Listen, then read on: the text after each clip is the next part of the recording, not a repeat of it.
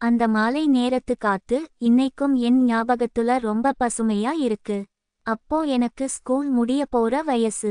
ஒரு நாள் வழியில இருந்த ஒரு சின்ன பாறை மேல என் பாட்டுக்கு உட்கார்ந்துட்டு இருந்தேன். அப்போதான் மன்சு துள்ளி குதிச்சு நடந்து வந்தா. அவளுக்கு அப்போ ஒரு 12 வயசு இருக்கும். எப்பவும் ஏதாவது ஒரு பாட்ட முணுமுணுத்துக்கிட்டே வருவா. மன்சு ன்னு கூப்பிட்டேன். நின்னு என்னை பார்த்தா. என்ன? எங்க போற? எங்கக்கா கிட்ட. எங்க இருக்கா உங்க அக்கா? ஆடு மேய்ச்சிட்டு இருக்கா. ஸ்கூல் போகலையா நீ? நான் போயிட்டு வந்துட்டேனே. உன்னை கேட்கல. உங்கக்கா? அதுக்கு என்னையா கேட்குற? எனக்கு சிரிப்பு வந்துருச்சு. எழுந்து நின்னு கொஞ்சம் பக்கத்துல வா என்றேன். என்ன அண்ணா? ன்னு கொஞ்சம் தயக்கத்தோட வந்தா. அவளை பார்த்தப்போ அவ கைகள்ல வளையல் எதுவுமே இல்லாம வெறிச்சோடி இருந்துச்சு.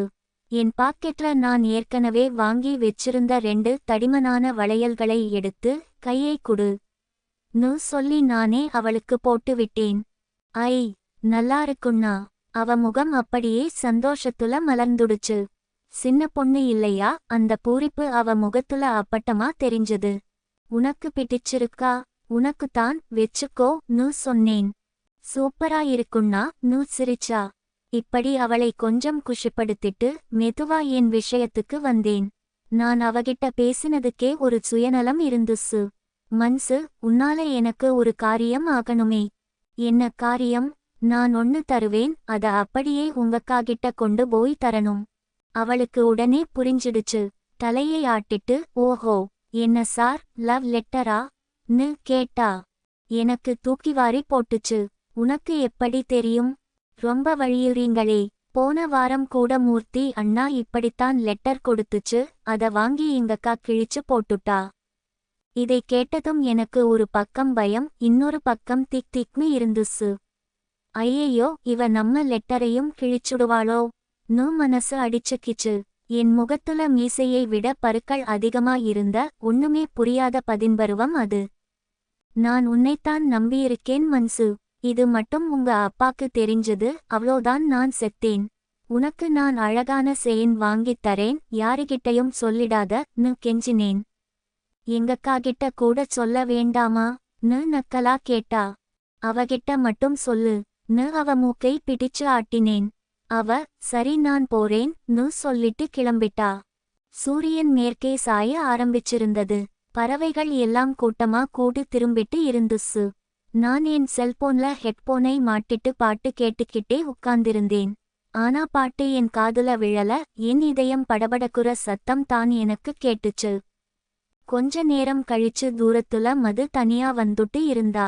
மஞ்சுவோட பெரியக்கா, என் கனவுக்கன்னி. அவளை பார்த்ததுமே எனக்கு மூச்சு வாங்குச்சு. உடம்பெல்லாம் லேசா நடுங்க ஆரம்பிச்சது. பதட்டத்தோட பாட்டை நிறுத்திட்டு எழுந்து நின்றேன். அவ பக்கத்துல வர வர எனக்கு நடுக்கம் அதிகமாச்சு.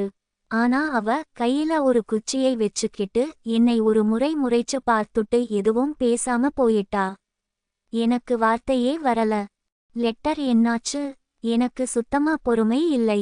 லெட்டரை கொடுத்தாளா இல்ல கிழிச்சு போட்டுட்டாளா? மனசுக்குள்ள 1000 கேள்விகள். பொறுமை தாங்காம மஞ்சுவை தேடி போனேன்.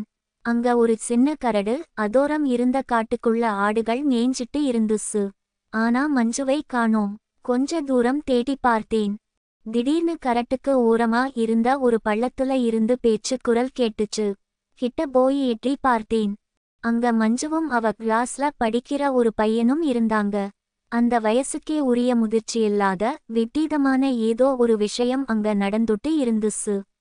என்ன நடக்குதுன்னு எனக்கு புரிஞ்சதும் ஒரு மாதிரி அதிர்ச்சியா இருந்துச்சு. சத்தம் போடாம என் செல்போனை எடுத்து படம் பிடிக்கிற மாதிரி செஞ்சேன். அரவம் கேட்டதும் அந்த பையன் பதறிப்போய் எழுந்து ஓட்டிட்டான். மஞ்சுவும் பயந்து போய் அவசரமாக எழுந்து நின்றாள். நான் கோபமா அவகிட்ட போனேன். அவ பயத்துல திக்கி திணறி அவன்தான் அண்ணா என்ன கூப்பிட்டான் என்றாள்.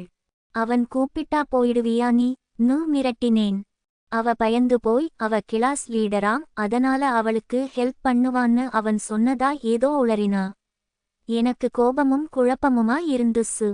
அந்த பதட்டத்தை மறைக்க பேச்சை மாத்துறதுக்காக அவ லேசா சிரிக்க முயன்று எங்கக்காவை பார்த்தியா அண்ணா ன்னு கேட்டா. என்ன சொன்னா அந்த குரங்கு மூஞ்சிக்கு லவ்வு கேக்குதான்னு கேட்டா நு சொல்லிட்டு சிரிச்சா.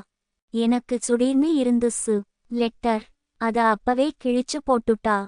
நிஜமாவா? வா காட்டுறேன். நு என் கையை பிடிச்சு இழுத்துட்டு போனா. படிச்சாளா? நு ஏக்கமா கேட்டேன். இல்ல, படிக்கவே இல்ல. எனக்கு பெருத்த அவமானமா போச்சு. ஏன் என்னை பிடிக்கலையாம்? எனக்கு என்ன தெரியும்? நு உதட்டை பிதுக்கினா. நான் கொடுத்த அந்த கடிதம் துண்டு துண்டா கிழிஞ்சு தரையில கிடந்துச்சு. அதை பார்த்தப்போ என் மனசு சுக்குநூறா உடைஞ்சு போச்சு. சே. நு மனசு ரொம்ப வலிச்சது. அவ வேற யாரையாவது விரும்புறாளான்னு கேட்டேன். அது தனக்கு தெரியாதுன்னு மன்சு சொல்லிட்டா. நான் ரொம்ப விரக்தியா அந்த கிழிஞ்ச காகிதங்களை காலால் எட்டி உதைச்சேன்.